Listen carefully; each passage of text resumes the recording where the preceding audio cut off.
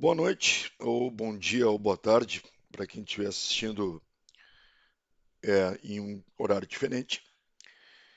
Meu nome é Galvão e eu estou aqui para apresentar para vocês a palestra APIs do jeito certo, segundo a nunca humilde opinião desse que vos fala. É um prazer estar palestrando mais uma vez no Tia Linux, então gostaria de agradecer aí a organização do evento pelo convite e, como sempre, dar os parabéns aí por mais um evento. O Tia Linux é uma das comunidades aí que eu conheço que mais trabalha aí para divulgação do software livre nacional, então é muito bacana estar podendo participar mais uma vez. Antes de mais nada, meu nome é Galvão, eu trabalho com desenvolvimento de aplicações web há mais de 25 anos, sendo mais de 20 desses com a linguagem PHP, que foi a linguagem que eu optei por trabalhar por mais tempo. Tá? Eu hoje sou engenheiro de software sênior na UOL EdTech. Eu sou o primeiro brasileiro a se tornar Postman Supernova, tá? Que é basicamente um papel aí de evangelista e contato com a comunidade de usuários Postman e usuárias, né? Tá? Eu sou presidente da Abra PHP, a Associação Brasileira de Profissionais PHP.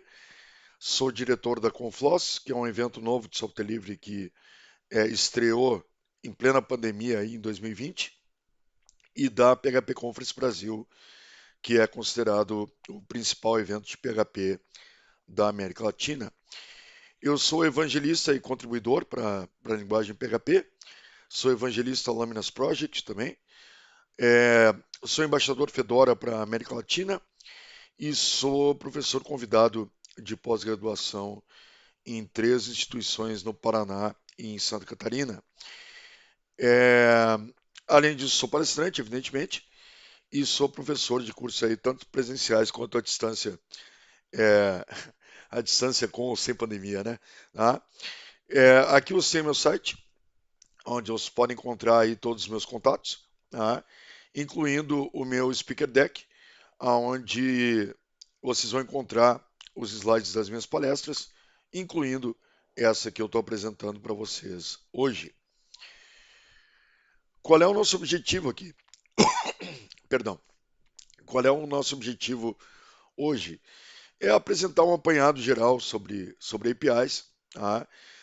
Por que as APIs são um assunto tão quente no nosso mercado hoje, e os motivos para isso, né? Tá? E a gente falar um pouco sobre aspectos tanto técnicos, mas talvez um pouco mais sobre aspectos não técnicos do desenvolvimento de APIs, como por exemplo o desenvolvimento Design First. Vou comentar um pouquinho com vocês também sobre a OpenAPI Specification, ou OAS, tá? Embora eu vá tocar levemente nesse assunto nessa palestra, eu tenho falado bastante sobre isso em outras palestras e, portanto, decidi mudar o foco um pouco. Nós vamos falar do ciclo de desenvolvimento de uma API, tá? E nós vamos falar um pouco de RESTful e do instrumental, ou seja, quais ferramentas aí a gente pode usar a nosso serviço quando estivermos trabalhando com APIs. Antes de mais nada, então, por que APIs? E apenas notem aqui que quando eu falo de API, eu estou falando de API HTTP, né? Ou seja, APIs web, como são chamadas também. Então, as APIs hoje são um tópico extremamente quente no nosso mercado por motivos tão simples quanto bacanas. Tá? Então, em primeiro lugar, o desenvolvimento de APIs torna possível a verdadeira separação entre back-end e front-end. Tá? Então, para quem desenvolve aplicações web aí há algum tempo, provavelmente trabalha com algum tipo de separação de camadas, como MVC, DCI ou qualquer outra que seja. E é sabido que, pelo menos até a introdução aí de APIs e microserviços e esses tópicos todos, não havia uma verdadeira separação da camada de processamento e interface. Tá? é justamente porque nós precisávamos aí de um certo processamento na interface para que as coisas fizessem sentido, como por exemplo, é, um loop em cima de um record set aí para apresentar os diversos registros retornados pelo banco e N outros exemplos aí que a gente poderia citar. Tá? E só ainda complementando esse tópico, tá? A API ela possibilita a verdadeira separação entre back e front, porque a API em si ela não possui front-end, ela não possui interface visual. Tá? Além disso, as APIs permitem o agnosticismo entre linguagens de programação, não apenas linguagens, quanto frameworks, bibliotecas e etc. e tal.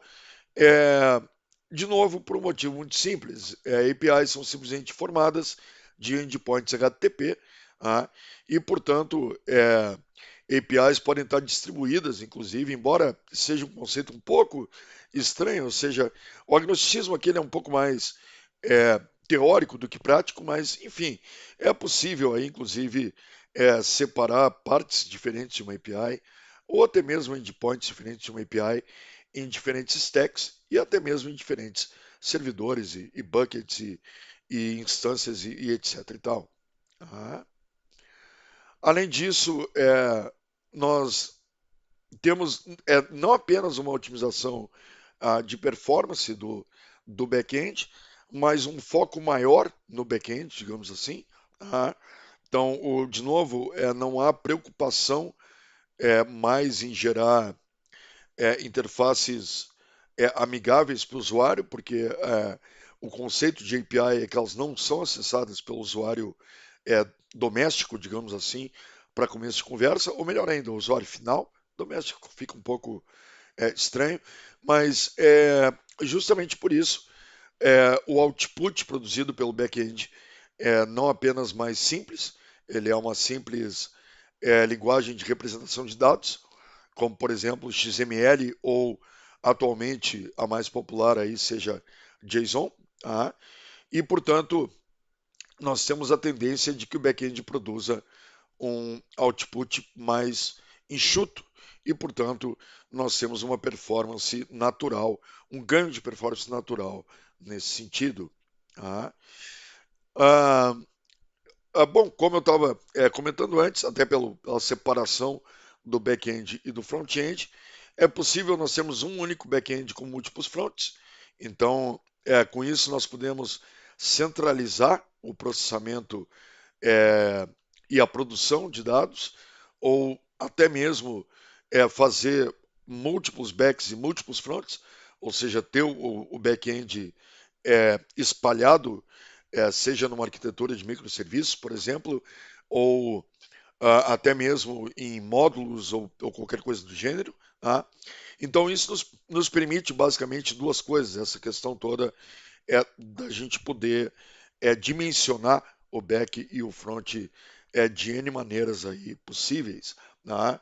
Então, a primeira é justamente a questão da centralização de processamento e produção de dados, e, portanto, é possível você ter um back-end que ele mesmo serve tanto uma aplicação web quanto uma aplicação mobile, por exemplo. Tá? E, de novo, nós temos uma facilidade na escalabilidade maior, justamente por essa flexibilidade, essa versatilidade que a API provê em termos de arquitetura. Tá? Vamos falar um pouquinho sobre Design First. Tá? Apenas conceituando aqui rapidamente, para quem não sabe do que eu estou falando, existem basicamente duas abordagens para a API. A abordagem Code First, ou seja, aonde eu vou codar a minha API primeiro e vou montar a especificação dela depois. Tá? Não é a abordagem mais indicada, na minha opinião. Tá? Mas, ao mesmo tempo, nós não podemos fingir que essa abordagem não existe, porque, afinal de contas, nós podemos ter uma API legada, ou até mesmo uma API que ainda está em plena atividade e que precisa sofrer especificação. Então, o Code First é totalmente possível embora se nós formos trabalhar em uma API do zero, em construir uma API desde a sua base até a sua evolução, é mais indicado nós trabalharmos com Design First. Por que eu afirmo isso para vocês? É porque quando nós codamos primeiro, nós temos basicamente tasks que nós precisamos implementar, tá? Problemas que precisam ser solucionados, dados que precisam ser servidos, tá? E, portanto, nós costumamos nos concentrar é, focalmente em cada um desses pontos que precisam ser desenvolvidos. Tá? Embora não haja, e tecnicamente, nada de errado com isso, a abordagem Design First ela nos leva a pensar primeiro, a fazer primeiro um cuidadoso planejamento da API com a qual nós vamos trabalhar. E eu vou chegar em como nós vamos chegar nos próximos itens que eu vou mostrar aqui em breve, tá? Mas a abordagem Design First ela permite um ciclo muito saudável de desenvolvimento, onde há planejamento, raciocínio em cima do que queremos construir, tá? a documentação disso, a especificação do que queremos construir, da API que estamos desenvolvendo, depois o teste dessa API e posteriormente a discussão em cima de tudo isso. Tá? E esse é um ciclo extremamente benéfico porque ele é ah, ah, passível de repetição à exaustão, ou seja, é possível ir evoluindo a API seguindo esse ciclo sem que haja necessidade de escrita de código-fonte. Essa é uma das principais, talvez aí um dos principais atrativos da abordagem Design First. Tá? Mas como nós chegamos em Design First em primeiro lugar e como é que é essa história de que nós podemos fazer tudo aquilo sem escrever nenhuma linha de código-fonte real para nossa API? Isso basicamente se torna possível através de um padrão de especificação. Nesse caso aqui eu estou falando da nossa famosa OAS, ou OpenAPI Specification, tá? Onde nós temos um padrão de formatação da especificação de uma API, dos seus endpoints, dos métodos HTTP que serão usados para acessá-los, do tipo de resposta que esses endpoints produzirão e assim por diante. Isso tudo, de novo, sem escrever código-fonte, apenas detalhando tudo isso em um documento OS, que nada mais é do que um documento JSON. Tá? E, portanto, esse documento ele vai nos servir para N coisas sem que nós precisemos realmente encostar em código-fonte em primeiro lugar. E, claro, o assunto, de novo, eu comentei isso com vocês na minha introdução aí, mas a parte toda de OpenAPI Specification é um longo, longo assunto, tá? Mas nós podemos resumir, digamos assim, o formato em três principais atributos: paths, components e o $ref. Tá? Então, paths por quê? Porque cada path é um endpoint, é um caminho, é uma endpoint da sua API, ou até mesmo é o caminho até um recurso disponível no servidor. E, portanto, argumentativamente, nós passaremos provavelmente muito mais tempo trabalhando com paths do que qualquer atributo dentro de um documento OpenAPI Specification. Tá? Components é um atributo super importante porque ele permite o reuso de atributos dentro da nossa especificação. Então, isso impede que nós tenhamos um documento OpenAPI desnecessariamente longo, e, portanto, extremamente trabalhoso de dar manutenção, tá? Mas também o Components permite o reuso de basicamente, eu não vou dizer todos, mas quase todos aí, os atributos mais interessantes que uma API tem para que uma documentação, perdão, de uma API tem para especificar, como por exemplo, é, parâmetros, como por exemplo, tipos de resposta, como por exemplo, ahn, parâmetros, tipos de resposta, tipos de dado, tá? E entre outras coisas também. Tá? Então, o component é um atributo especialmente aí interessante da OpenAPI Specification. E o $ref, ele tem, de uma certa maneira, uma função similar. Tá? Como o próprio nome já diz, ref é de referência. Tá? Então, o $ref ele é muito interessante porque ele nos permite fazer referência tanto a um elemento que esteja especificado dentro da nossa API, como, por exemplo, um component, tá? Ou ele nos permite, inclusive, fazer referência a documentos complementares da nossa API. Portanto, o $ref ele permite que a gente trabalhe na especificação da nossa API, inclusive com múltiplos documentos realizando essa especificação. Tá? Então, mais uma vez, existem N outros atributos, tá? Vários importantes, inclusive, mas na minha visão, esses três componentes são o feijão com arroz da especificação da API de uma certa maneira. Tá? Sobre fluxo de desenvolvimento de uma API, de novo, toda essa palestra ela é incremental. Tá? Então, cada ponto que eu estou chegando para comentar com vocês aqui, ele faz referência a um ponto anterior, ou até mesmo ele é possível por causa de um ponto anterior. E o fluxo de desenvolvimento é justamente essa questão. Tá? Esse fluxo aqui que eu estou mostrando para vocês, já vou falar um pouquinho sobre cada parte desse fluxo. Tá? Ele é especialmente possível por causa da existência do padrão OpenAPI e por causa de todo o ecossistema de ferramentas que foi criado por causa da existência de um padrão. De novo, é tudo incremental, né?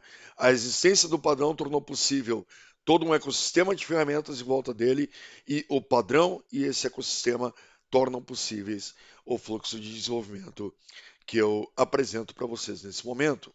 Então, de novo, seguindo a filosofia Design First, nós começamos pela especificação, tá?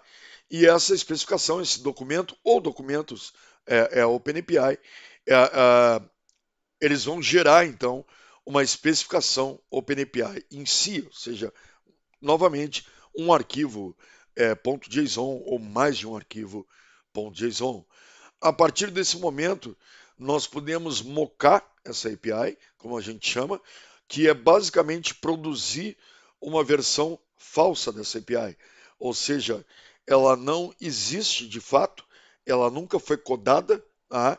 Mas mesmo assim, se baseando no documento ou documentos OpenAPI, as ferramentas conseguem produzir uma pseudo API seguindo os conceitos especificados no documento ou documentos. Tá? E a partir desse mock é possível rodar testes, tá? Para que haja uma discussão da equipe, ou equipes, ou empresas envolvidas, tá? Para se definir se chegou ao resultado desejado, se os endpoints estão especificados conforme se imaginava inicialmente, se as coisas funcionam da maneira como foi pensado inicialmente. E a partir desse momento, a gente tem uma tomada de decisão. Então, se a pseudo API foi homologada, ela passa então finalmente para desenvolvimento. Se não, ela volta para a prancheta, digamos assim, né? Ela volta para a especificação, para alteração e depois produção de uma nova especificação, mock, discussão e novamente até que se chegue a um ponto específico. Tá? No desenvolvimento, a gente pode realizar a etapa de proxy, tá? Que é uma espécie de processo, de uma certa maneira, um processo inverso ao mock, tá? Porque ele vai testar a API que vocês estão desenvolvendo de fato contra a documentação na qual ela está baseada, tá? E vai gerar mensagens se está tudo ok, se a API bate com a especificação ou não. Tá? E, de novo, uma das grandes vantagens aqui é não apenas nós termos todo esse processo intelectual de especificação da API em si, tá? Mas também o fato de que a vasta maioria desse processo é feita com zero código-fonte. Tá? Então, até o processo de homologação da API mocada, não há absolutamente a mínima necessidade de se escrever nada de back-end, nada da API de fato. Isso só é feito após a homologação e para fechar com chave de ouro o conceito, digamos assim, não apenas isso, ou seja, o tempo de código é reduzido, porque ao se chegar na etapa real de desenvolvimento, nós temos tudo definido com muita clareza o que precisa ser desenvolvido, mas esse processo ele não é interrompido, ou seja, a gente desenvolve o que foi especificado e depois começa tudo de novo, ou seja, agora precisamos de uma nova feature na nossa API, um novo endpoint, um novo tipo de recurso, um novo tipo de ação e, portanto, basta voltar à prancheta, adicionar isso à especificação, mocar isso novamente, debater, homologar e, enfim, todo o processo novamente. Então, é um fluxo não apenas interessante e econômico, mas também sustentável, digamos assim, já que a existência da API de fato não torna esse fluxo inválido de forma alguma. Até muito pelo contrário, esse fluxo vai terminar ajudando a API a crescer responsavelmente, né? Tá? Sobre RESTful, REST é um padrão basicamente arquitetural para APIs, e ele se baseia em 5 conceitos. Novamente, a ideia aqui não é se aprofundar imensamente nisso, senão o próprio assunto de RESTful daria tranquilamente uma ou mais palestras é, apenas sobre isso. Mas eu vou comentar rapidamente aqui quais são essas regras, digamos assim, entre aspas, de uma API RESTful. Mas recomendo a leitura aprofundada disso para quem se interessar. E também é interessante sempre consultar, é claro, não poderia deixar de mencionar, o RMM, né, o Richardson Maturity Model, ou seja, o modelo de maturidade de Richardson. Tá? Então, o primeiro conceito de RESTful é uma barbada para uma API HTTP, justamente porque a API HTTP ela nasce nesse conceito, que é o conceito de uma arquitetura cliente-servidor. Tá? Não sei se você tem ciência disso, mas acredito que sim. O tipo de público do Linux normalmente é um pouco mais técnico, né? Mas a web nada mais é do que a arquitetura cliente-servidor elevada ao seu ápice, né? E, portanto, APIs HTTP nada mais são do que naturalmente baseadas em uma arquitetura cliente-servidor. Tá? O próximo ponto, eu já vi ele sendo violado diversas vezes, que é a questão de que uma API RESTful deve ser stateless. Isso significa que não há armazenamento de estado, não há persistência de estado. Nós poderíamos simplificar esse conceito imensamente, dizendo assim, para quem desenvolve web vai realmente entender o que eu estou querendo dizer. Em APIs RESTful não existe sessão. Então, nada é armazenado. Cada requisição ela é um ciclo completo. Então, a requisição é realizada, o resultado é retornado e fim. A próxima requisição, eu não, ela não tem ligação nenhuma com a requisição anterior. Tá? Na realidade, não é nem mesmo possível o conceito de requisição anterior ou posterior, tá? Porque não há realmente ligação no servidor dessa requisição com essa requisição. Tá? Ah, Depois nós temos a parte cache, tá? Que, claro, não apenas é importante a implementação de cache por motivos óbvios, por motivos de performance e balanço de carga e etc e tal, ou melhor, redução de carga, né, não balanço de carga, mas não apenas isso, mas uma API RESTful deve declarar explicitamente se a resposta sendo enviada para o cliente que a requisitou, se ela é cacheável ou não. Ou seja, é uma espécie de transparência com o cliente que está fazendo acesso à API. Tá? Depois nós temos a uniformidade de interface, tá? Que é um ponto, eu creio que seja dos 5 pontos, o ponto mais longo, porque ele por si só tem sub conceitos, digamos assim. Tá? Mas, de novo, não é nada muito complicado.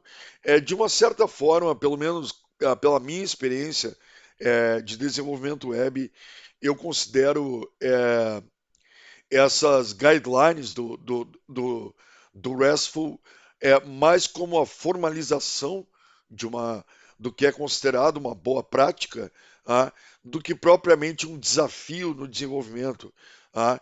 Então vocês vão perceber quando mergulharem nesse assunto que muito do que é dito vocês já fazem naturalmente ou já tinham esse conceito de uma certa maneira na cabeça de vocês. Tá? Mas só para citar um exemplo aqui, um dos pontos de uniformidade de interface é que é um pouco acadêmico, inclusive, é que é o recurso sendo servido, o dado sendo servido, digamos assim, na resposta a uma requisição, ele não pode ser igual como ele se encontra no servidor. Ele tem que ser uma representação desse dado. E aí você pode dizer, nossa, mas que tópico complicado isso. E na verdade, quando você para pensar, isso nada mais, nada menos é uma forma de dizer que você vai servir esse dado dentro de uma representação dele, ou seja, dentro de um formato de representação de dados, XML, JSON ou até mesmo HTML, embora não seja o nosso caso aqui. Tá? Então é pura e simplesmente isso, é que o dado tem que ser servido numa representação dele e não ele exatamente igual como se encontra no servidor. Tá? Claro, isso tem outras ramificações, mas eu não vou entrar nesse detalhe agora, como por exemplo, identificação direta de dado ou coisas do gênero, tá? Porque aí já são tópicos um pouco fora do meu escopo aqui. E depois a questão de camadas. Tá? E claro, para nós, desenvolvedores e desenvolvedoras, quando a gente ouve falar em camadas, a gente imediatamente pensa em desenvolvimento em camadas, MVC e etc e tal. Mas não, quando a gente fala de RESTful, a questão toda das camadas, tá? É basicamente a impossibilidade do cliente, tá? Do cliente determinar, é, digamos assim, por quantas e quais camadas ele teve que passar até chegar à informação de fato. Ou seja, para o cliente tem que ser transparente, ele não pode saber, tá, se ele teve que passar por um load balancer ou não, se ele teve que passar por um cache ou não, por uma verificação de cache, de TTL, tá, se ele teve que passar por um API Gateway ou não. Tudo isso deve ser indeterminado ao cliente. Tá? Aqui, de uma certa maneira, inclusive, é, nós podemos dizer que até é um ponto, um pouco relacionado até a segurança da sua API, né? Tá? E claro, existem é, outras práticas e outros conceitos que a gente costuma praticar quando a gente fala do desenvolvimento de APIs. Ou seja, não é apenas trabalhar com RESTful ou o modelo do Richardson ou qualquer coisa do gênero. Tem outras coisas, algumas mais simples, outras um pouco mais complexas, mas aqui vai ser tudo moleza. Tá? Como, por exemplo, o fato de que endpoints, como por exemplo, barra produto, barra novo, ou barra produto, barra cadastrar, ou barra produto, barra inserir, ou qualquer outra coisa do gênero, na verdade, é uma prática tola. Tá? Não faz sentido, você vai ter um volume de endpoints desnecessário, porque pensem comigo, né? Se a gente for, nós temos na verdade 5 operações no CRUD tradicional, né? Nós temos o cadastro, o create, nós temos a listagem, o retrieve all, né? Nós temos a visualização ou detalhamento do recurso, ou seja, o retrieve one, né? O select one. Nós temos a alteração, o update, e nós temos a exclusão, o delete. Agora pensem comigo, se vocês tiverem 20 entidades que vocês precisam disponibilizar via API, você vai ter 5 endpoints para cada uma delas, você vai ter imediatamente 100 endpoints. E, portanto, se você tiver 10 entidades, você vai ter 5. Perdão, me perdi um pouco no meu cálculo. Vou voltar um pouco. Gravado, mas é ao vivo, tá, pessoal? Então vamos de novo. Nós temos 5 operações por entidade. Se eu tiver 100 entidades, eu vou ter 500 endpoints. Se eu tiver 1000 entidades, eu vou ter 5.000 endpoints. E assim por diante. Tá? E, portanto, essa prática ela leva a um inchamento desnecessário de uma API. E, claro, quanto mais endpoints nós temos disponíveis em uma API, mais complexa a manutenção e mais trabalhosa a manutenção. É por isso que, na verdade, nós costumamos ter um endpoint por recurso. Tá? Ah, tudo bem, às vezes dois, tá? Mas, de novo, eu não vou entrar assim no detalhe de cada caso, mas no máximo dois endpoints, digamos assim, tá? E aí o endpoint ele é acessado de 4 maneiras diferentes. Por isso que eu falei dois endpoints, tá? Porque ficou faltando um dos retrieves, né? Tá? Então, quando você tem a criação de um recurso, ou seja, quando você tem um cadastro, trocando em miúdos, tá? Você acessa o endpoint por post. Quando você tem o retrieve, seja o all ou seja o one, você acessa pelo método get. Tá? Quando você tem a alteração de um recurso, você acessa ele via patch ou put. Tá? Existe diferença entre os dois métodos. Tá? O put, só deixando isso, aproveitando o nosso tempo para esclarecer esse ponto, porque eu acho que é importante. Tá? O put ele é destinado à alteração total do recurso, enquanto que o patch de remendo, né, ele é destinado à alteração parcial de um recurso. Tá? E, portanto, quando a gente fala coloquialmente em alteração, tá? Nós provavelmente estamos na maior parte do tempo falando de patch e não de put. Tá? É um dos equívocos comuns de mercado. E depois, na hora de excluir um recurso do servidor, nós acessamos isso via delete. Então, notem que, de novo, é possível ter dois endpoints por causa do retrieve all e do retrieve one. E, portanto, digamos que sejam dois endpoints. Tá? Se eu tiver 50, ah, perdão, que eu tenha simplesmente é, dois endpoints por entidade, tá? Simplesmente acessados por métodos diferentes. Tá? Então, se eu tiver 50 entidades, eu vou ter 100 endpoints. Se eu tiver 100 entidades, eu vou ter 200 endpoints. Se eu tiver 1.000 entidades, eu vou ter 2.000 endpoints. Tá? E, portanto, o ritmo de crescimento disso é muito mais gerenciável, tá? E de muito mais fácil manutenção. Tá? Um pouco mais ainda de boas práticas no desenvolvimento de APIs. ah, Nós temos que cuidar muito com os status de retorno, os status de resposta HTTP. ah.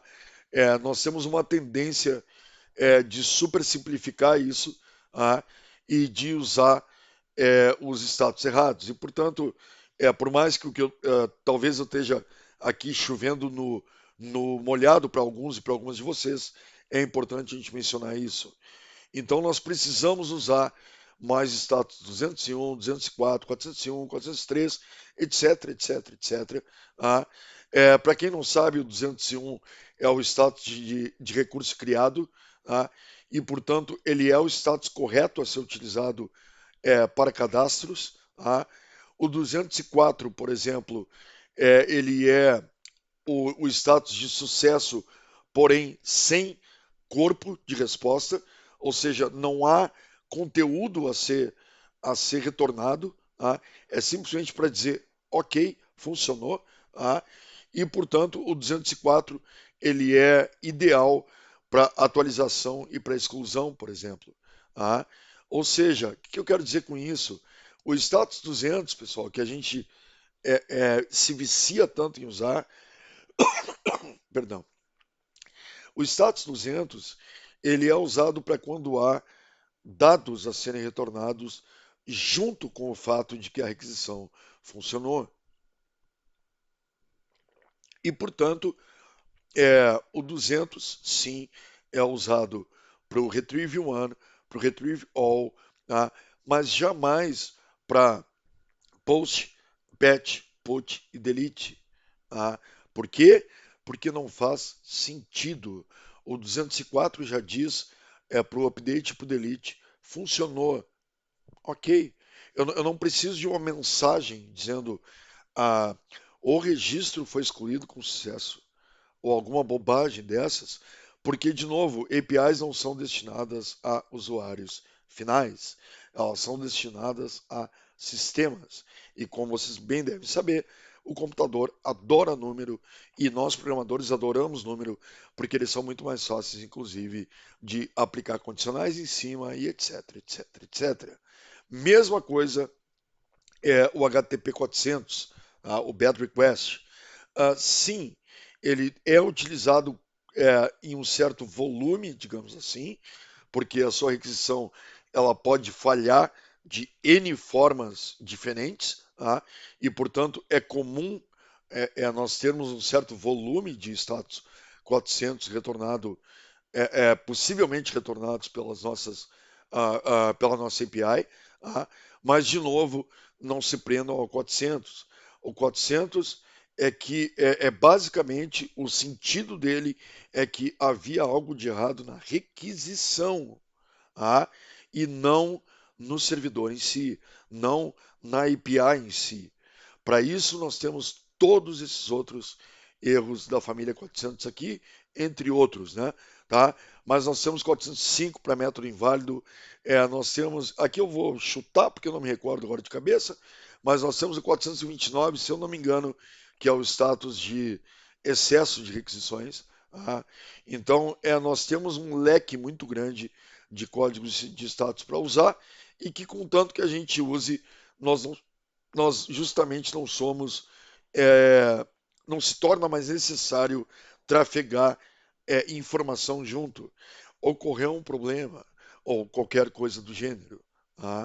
E eu sempre digo, né, no nosso mercado nós procuramos evitar muito palavras totalitárias, como nunca, como sempre, como nenhum, como todos, mas nesse caso, assim, é quase garantido que a nossa API nunca deve usar status da família 500, porque o status da família 500 ele é um status de falha no servidor, ou seja, tipicamente a requisição nem chegou na nossa API, ou se ela chegou, não foi possível completar o processamento dela por uma falha de software dentro do servidor, e não uma falha da API em si. E, portanto, esses erros eles não poderiam, logicamente, nem mesmo ser detectados pela API para começo de conversa, porque a API depende da saúde do servidor para rodar, certo?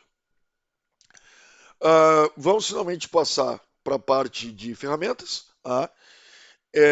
Antes de eu começar a falar sobre a parte instrumental para vocês, eu gostaria de deixar bem claro, eu sempre gosto de ser totalmente franco e transparente com o meu público. Tá? Então, vocês vão perceber que ah, dois logotipos vão aparecer o tempo todo, tá? Ou quase o tempo todo em que eu estiver conversando aqui com vocês. Isso se dá por dois motivos, é, ou melhor, por três motivos, perdão. Então, primeiro, tá? Eu sempre procuro falar de ferramentas que eu conheço, tá? Que eu tenho pelo menos alguma prática, se não bastante prática no uso, e portanto eu tenho uma confiança para digamos assim, fazer esse comercial da ferramenta de uma certa maneira. Tá? Segundo, eu sou Postman Supernova, então vocês vão me ouvir falar de Postman o tempo inteiro, é, é meio inevitável, é até esperado, né? Tá? E terceiro, o segundo logotipo, além do Postman que vai aparecer, tá? É de uma empresa é, que eu conheço pessoas que trabalham lá dentro pessoalmente, tá? E tenho uma confiança muito grande no trabalho dessas pessoas. Tá? Então eu procuro deixar tudo isso bem claro e bem transparente para que não haja nenhuma dúvida. É, para que é usado o instrumental? Para que nós vamos usar ferramentas? O que é esse ecossistema que a gente vai usar em torno de OpenAPI Specification? Primeiro, linting, ou seja, é, saber se o nosso documento OpenAPI condiz com o formato da OpenAPI Specification, incluindo a versão de OpenAPI Specification que nós estamos utilizando para o nosso documento. Tá? A parte mocking, que como eu já havia comentado com vocês anteriormente, é a parte de, a partir da especificação, gerar, subir, né, para usar um termo de servidor aí, subir uma pseudo API, onde é possível rodar testes e gerar o debate se está tudo ok, se poderia ser melhorado, etc. E tal. A parte de documentação, ou seja, a parte de geração da documentação da API de vocês, ou seja, quais endpoints que existem, como eles são categorizados, quais são os verbos disponíveis para cada endpoint, quais são os tipos de resposta que eu posso receber ao acessar aquele endpoint, exemplos de resposta, etc, etc, etc. Acredito, de novo, que para quem já desenvolve, saiba exatamente do que eu estou falando. Depois nós temos o processo de proxy, que eu já comentei com vocês também, que de uma certa maneira ele é o inverso do mocking. Então é a gente pegar a API desenvolvida e bater com a especificação. E claro, o processo de teste, ou seja, o que provavelmente nós vamos usar em maior volume, digamos assim, testing e linting, né? Porque nós vamos estar testando o tempo todo, e testando endpoint, e testando método, e testando respostas, e etc, etc, etc. Na parte linting, nós temos o Postman.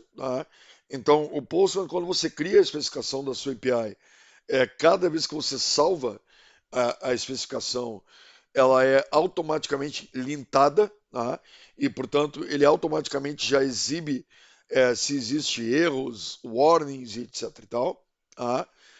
Ele realmente descreve esses erros, com mensagens de erro, etc. E tal. E tem o Spectral, que é da Stoplight, que é um linter para a linha de comando.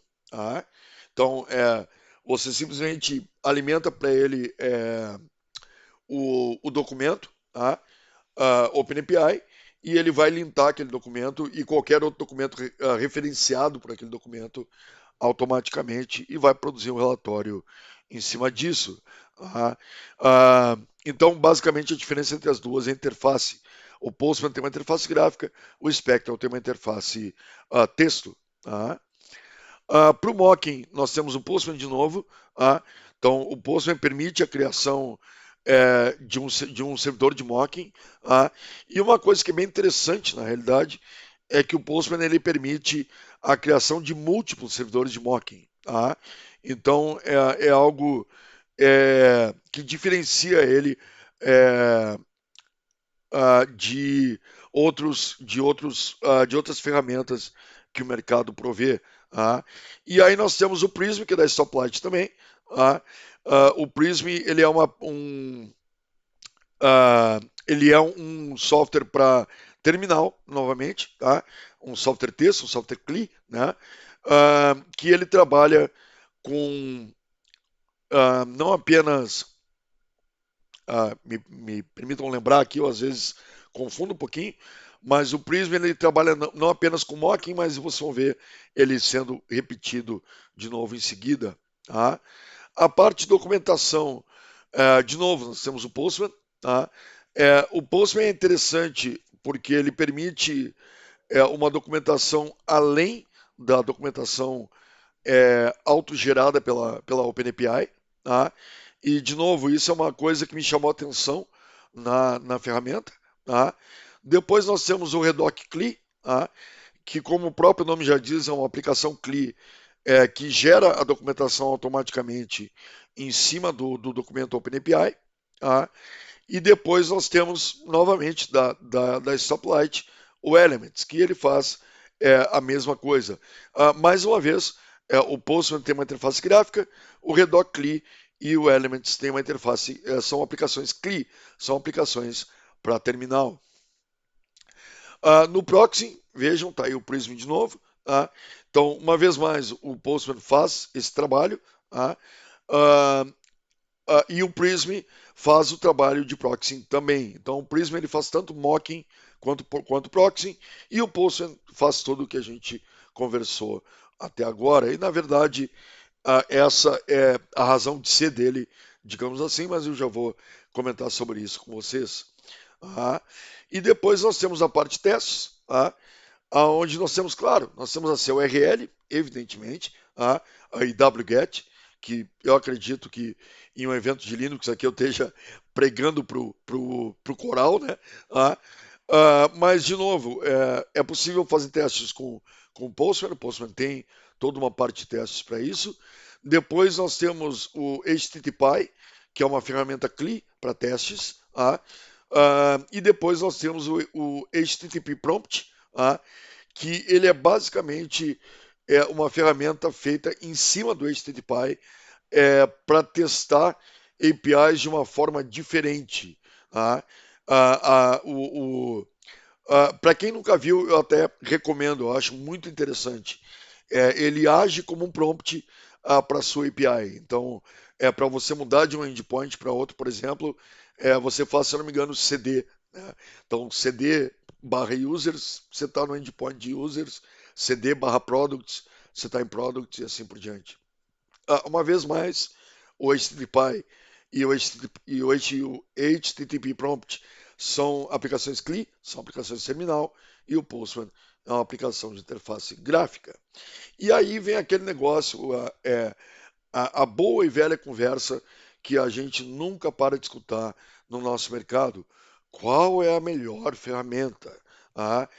Eu quero usar o Postman, ou eu quero usar o HTTPy, ou o HTTP Prompt, ou o Redoc, ou o Prism, ou o Spectral, ou seja lá o que for. E notem que existe um universo de outras ferramentas para cada uma dessas categorias disponível justamente pela popularidade do desenvolvimento de APIs. E é aquele negócio, como sempre eu digo, essa é a pergunta errada. Qual é a ferramenta melhor? Na verdade, não há por que vocês não utilizarem todas elas, porque elas possuem é, ah, objetivos para os quais elas foram criadas e, portanto, elas são mais apropriadas para certas coisas e elas têm vantagens e desvantagens, como tudo na vida tem. É a mesma coisa querer discutir qual é a melhor distro Linux ou qual é o melhor desktop environment ou qualquer coisa do gênero. Então, as ferramentas CLI elas têm pontos positivos óbvios de ferramentas CLI, de ferramentas terminal, ou seja, elas são extremamente rápidas e, portanto, justamente porque não são gráficas e, portanto, a performance de uso delas é extrema. Tá? Então, eu sempre digo, para testes rápidos, eu quero testar uma coisinha só, super rápido, só para ver se eu imaginei o conceito certo ou algo assim, eu uso o HTTPy, por exemplo. Gosto muito de usar, porque eu gosto muito de usar terminal. É, Além disso, ferramentas de linha de comando são perfeitas, obviamente, para serem engatadas em uma esteira de desenvolvimento, de produção, de homologação e etc. E tal. Ou seja, elas são perfeitas para entrar num pipeline aí, do seu ambiente ou dos seus ambientes. E da mesma forma, o Postman tem os seus pontos fortes. Então, em primeiro lugar, ele é uma aplicação all-in-one, né, um tudo em um. Ou seja, a brincadeira que a gente costuma fazer no nosso mercado, né, é uma aplicação para todos dominar, né, é, mas é fato, você tem todo esse ciclo que a gente teve conversando extensamente aqui, reunidos, todos esses passos reunidos em uma ferramenta única. Isso tem o seu atrativo com toda certeza. Além disso, o Postman é extremamente interessante quando você tem APIs de um certo volume para cima, justamente porque a gerência disso graficamente é melhor do que você gerenciar isso via terminal. Então, por exemplo, você pode salvar requisições, você pode dar replay nelas, você pode alterar detalhes e dar replay de novo, você pode duplicar requisições para você forcar uma requisição, digamos assim. Você tem como. é, Bom, tem features que são melhores em aplicações GUI, como, por exemplo, o Flow, que é uma feature que está em beta no Postman nesse momento, que é algo que estourou a minha cabeça, porque, de uma certa forma, pode-se. É difícil de explicar o que é o Flow, mas de uma certa maneira é como se você misturasse é, demo e fluxograma de uma API, tudo em uma coisa só. É algo. Eu ainda nem brinquei assim o suficiente para conhecer tudo que o Flow pode fazer, tá? Mas é extremamente interessante nesse quesito. Então você tem como simular o caminho por uma API, digamos assim. Tipicamente o usuário vai fazer isso, vai obter um token, vai fazer aquilo, etc e tal. De que maneiras ele pode falhar, ele pode encontrar um erro 405 e etc e tal. Então é algo realmente interessante. Tá? É, então, cada ferramenta tem os seus pontos fortes, os seus pontos fracos. O Postman, por ser uma ferramenta gráfica, evidentemente requer recurso de máquina para rodar. Tá? Ah, e, portanto, é, pelo menos no meu ambiente, eu uso todas elas em conjunto. Uso algumas porque elas são melhores, uso outras porque elas são melhores. Tá? E era basicamente isso o que eu tinha para conversar com vocês. Como nós não estamos ao vivo, eu não vou estar recebendo dúvidas ou críticas ou elogios de vocês, mas por gentileza, sintam-se à vontade para enviar isso através do meu site, galvão.eti.br. Tá? Lá você tem um formuláriozinho de contato clássico aquele. Tá? Então sintam-se à vontade para mandar qualquer colocação que vocês tenham sobre essa palestra. E eu sempre digo, eu não garanto tempo de resposta, mas eu garanto resposta. Então eu prometo para vocês que, mesmo que eu demore, eu vou responder a todas as colocações de vocês. Eu queria mais uma vez deixar o meu muito obrigado a vocês por estarem aqui assistindo essa palestra e eu queria deixar o meu muito obrigado novamente ao pessoal do Tia Linux. Força para o Tia Linux sempre, que é um pessoal massa demais e que tem muito da minha admiração e do meu apreço. Beleza, pessoal? Grande abraço e nos vemos na próxima.